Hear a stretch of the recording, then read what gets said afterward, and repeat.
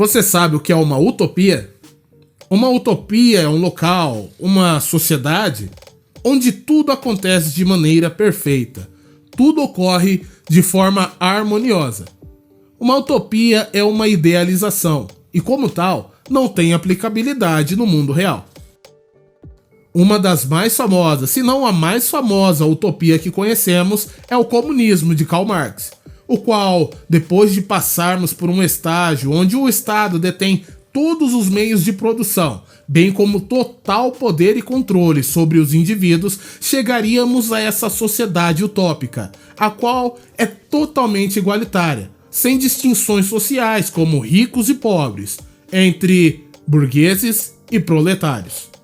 Mas como eu já disse, uma utopia é algo ideal, é algo que está apenas no campo das ideias, e no mundo real as coisas não funcionam assim. E todos aqueles que tentaram colocar em prática esse sistema marxista acabaram deixando um rastro de destruição, fome, pobreza e, sobretudo, de muitos milhões de mortos. Mas eu gostaria de saber de você. Você conseguiria imaginar uma sociedade utópica? Com uma economia perfeita? Ou uma sociedade mais altruísta, mais generosa, mais caridosa? Você consegue imaginar um mundo onde as pessoas conseguissem se entender, onde não tivéssemos mais guerra, ou fome, ou qualquer um desses problemas? Pois é, eu gostaria de fazer um exercício mental com você aqui. Eu gostaria que junto comigo você imaginasse uma sociedade utópica. Não essas utopias que a gente é acostumado a escutar, de pessoas imaginando esse mundo coloridinho. Vamos imaginar uma outra utopia, um outro mundo ideal, no qual as pessoas se sujeitam a Deus e seguem a sua palavra. Obviamente que eu estou falando da Bíblia Sagrada. Imagine uma sociedade em que as pessoas em massa seguem as leis, os preceitos e os mandamentos encontrados na palavra de Deus, sobretudo no Novo Testamento. Imagine como seria um mundo onde as pessoas seguem aquilo que Jesus ensinou e aquilo que foi propagado depois pelos seus 12 apóstolos. Seria maravilhoso, não seria? E seria muito interessante se analisássemos como seriam os relacionamentos entre homens e mulheres e como seria a família se as pessoas botassem isso em prática. É importante analisarmos o contexto do casamento, do relacionamento, porque sabemos que a família é a célula base da sociedade e uma família começa precisamente com o casamento. Então imaginemos que as pessoas agora seguem a lei de Deus e que aquilo que é ensinado na Escritura Sagrada é um padrão pelo qual as pessoas moldam as suas vidas. E a primeira coisa que nós entendemos é que não se casariam mais os jovens depois de ter um vasto passado com experiências sexuais de todos os tipos. Agora, as pessoas se casariam virgens. Sim, está fora de moda pregar sobre isso. Pregar sobre casamento em virgindade, pregar sobre castidade, sobre coisas do tipo, está totalmente fora de moda. Mas as leis e os preceitos antigos da Bíblia são imutáveis e inalteráveis. Logo, esses preceitos continuam nos dias de hoje. Mas, como estamos tratando apenas de uma utopia, vamos imaginar que as pessoas seguem isso. E uma vez que as pessoas estão se casando virgens, já não existe mais um passado sexual, com outras experiências prévias, com namorados, namoradas ou ficantes, com os quais você, ao se casar, possa comparar a sua esposa, com quem você acabou de contrair o sagrado matrimônio. Pense você numa moça virgem, pura, imaculada, a qual se guardou durante toda a sua adolescência para entregar esse grande tesouro a você. E do outro lado está o jovem rapaz, você, que também se preservou para entregar a sua pureza nas mãos de uma mulher igualmente dedicada ao Senhor. O resultado seria um casamento de duas pessoas sem experiência, que aprenderiam a sexualidade juntos e que não sofreriam com essas tais comparações. O resultado seria um casal que não passou nem por aquele carrossel das fortes emoções ou canavial de paixões. O resultado seriam duas pessoas se unindo em uma só, com o propósito de passar a vida inteira juntos. Vamos continuar imaginando. Vamos imaginar as pessoas que guardam os mandamentos de Deus, como aquele mandamento que também está fora de moda pregar, o famoso não adulterarás. Sim, imagine uma sociedade onde as pessoas não praticam mais o adultério, onde o marido sai para trabalhar tendo a certeza que a esposa não vai esperar o Ricardão chegar na casa dele. Pense no caso do homem que, mesmo trabalhando em outra cidade, não vai atrás de outras mulheres, enquanto sua esposa está em casa cuidando das crianças. Consegue imaginar uma sociedade assim? Realmente é uma coisa utópica, porque o que vemos hoje com os nossos olhos está bem distante do que estamos imaginando aqui. Mas imagine que essas coisas acontecessem e que as pessoas seguissem esses preceitos. O que traria de resultado?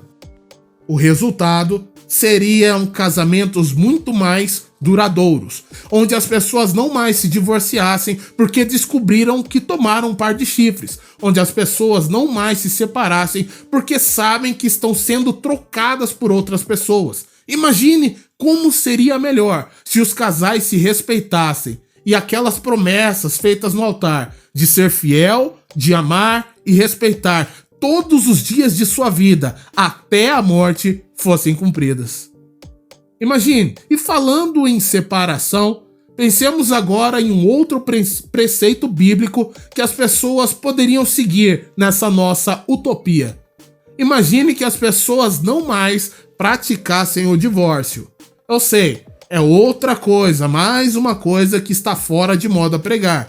Mas se você alguma vez já andou lendo a Bíblia, sabe que ela não é muito a favor do divórcio. Aliás, temos textos como o profeta Malaquias, no capítulo 2, ou Mateus 19, e mesmo a primeira epístola de Paulo aos Coríntios, no capítulo 7, textos onde Deus diz claramente que ele não aprova esse tipo de conduta. Em Malaquias, Deus diz que odeia o divórcio. Em Mateus 19, Jesus diz que se você se separa da sua mulher, não sendo por causa de traição, e casa com outra, você é um adúltero. E quem casa com mulher divorciada é adúltero também. Agora, em Coríntios, vemos Paulo ensinando pela revelação de Deus que se você se separa do marido ou da mulher, ou você volta com a pessoa, se reconcilia, ou deve ficar sem casar. Mas, como as pessoas na nossa imaginação, na nossa utopia, estão seguindo os preceitos e os mandamentos, elas já não se separam mais. As pessoas não pedem mais divórcio. Nós sabemos aqui na comunidade masculina do YouTube brasileiro que a maioria das separações quem pede são as damas. Mas isso não importa, porque esses pedidos de divórcio não aconteceriam mais. E não importa o motivo, porque temos divórcios que acontecem por causa da traição, como já comentamos, temos divórcios que acontecem por causa de problemas financeiros, econômicos, e temos divórcios que acontecem pelos mais variados motivos. São pessoas que não conseguem se dar bem, que estão brigando muito, cada um está seguindo por um caminho e os casais acabam se separando. Mas também tem casos onde o divórcio seria realmente a melhor opção. Pense você estar casado com uma pessoa viciada em drogas, ou um caso de violência doméstica. É claro que nesse caso Deus não ia querer que você ficasse preso a uma pessoa que te agride, que te humilha, ou uma pessoa que pode até mesmo vender as coisas dentro da sua casa para gastar o dinheiro sustentando o seu vício. Uma pessoa que não apenas está entrando no abismo, mas com certeza vai te puxar para dentro dele.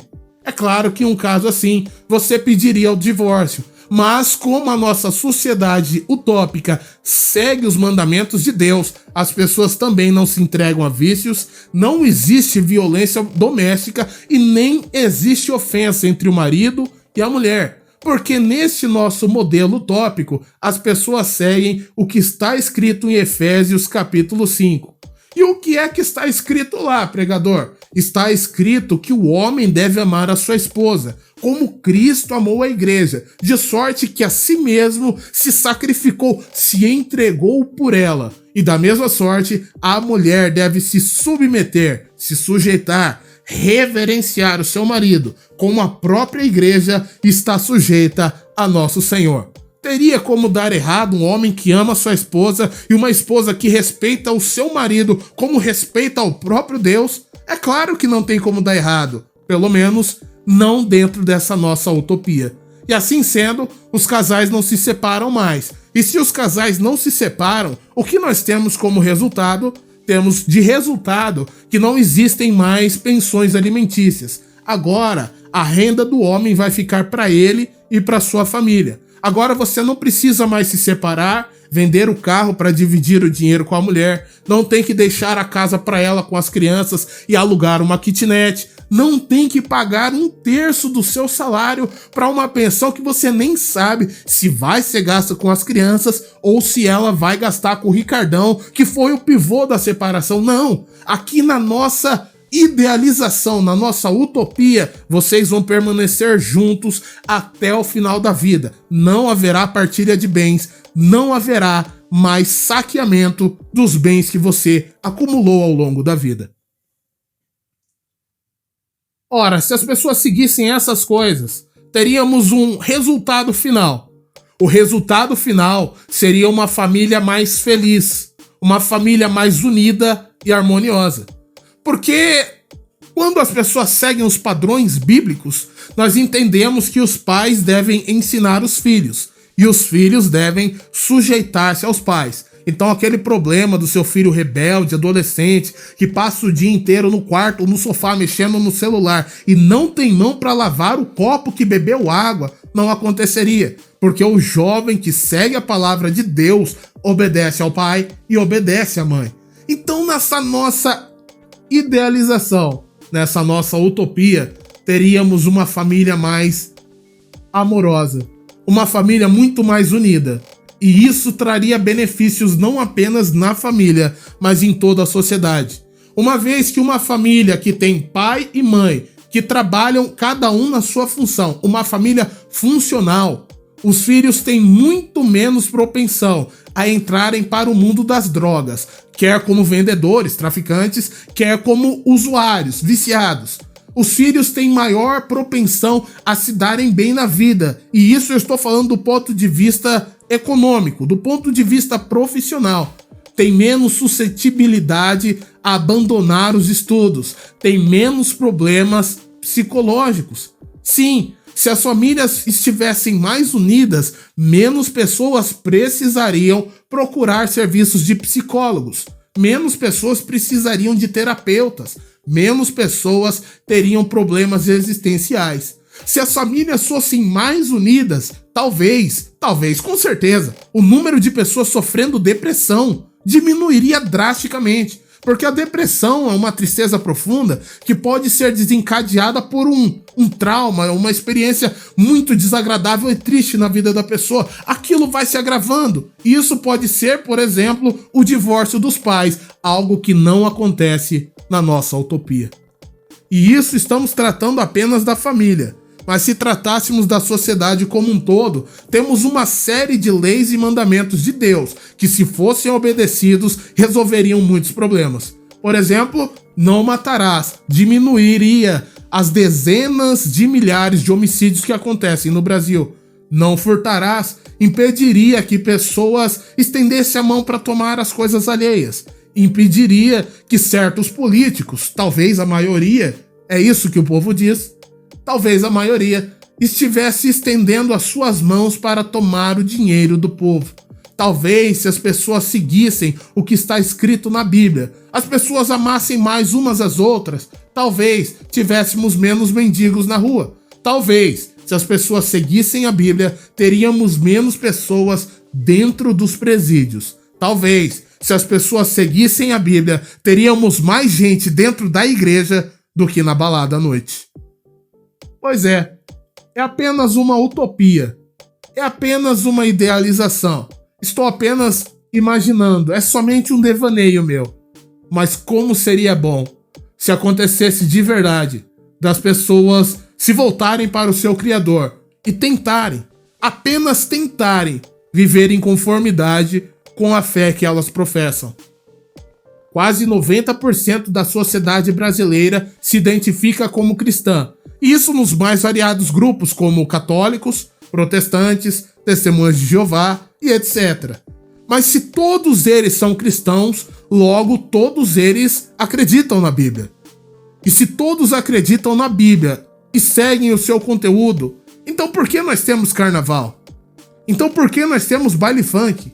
Então por que na rádio toca tanto sertanejo e você vê que os shows estão lotados de várias duplas e é só gente bebendo cerveja? É a cultura da cerveja que tem no sertanojo. Se existem tantos cristãos no Brasil, por que o nosso país é tão corrupto? Não apenas no Estado, não apenas o governo, mas o povo também é corrupto. Por que a gente tem essa cultura de passar os outros para trás? Esse negócio de dar um jeitinho brasileiro, viver na gambiarra, ser desonesto. Por que isso faz tanta parte da nossa cultura? Por que a gente vive uma cultura de mulheres andando seminuas e homens secando ela? Parece que tá passando um escaneador. Por que a gente vive essa cultura de pegação, onde todo mundo quer transar com todo mundo? Por que a gente vive essa cultura, se 86% do nosso povo é cristão e a Bíblia diz que tudo isso é pecado? Talvez seja apenas uma loucura minha. Mas aqui pra nós, se as pessoas seguissem pelo menos um pouco do que está na Bíblia, a nossa sociedade mudava de vez. É isso aí, pessoal. Que Deus abençoe.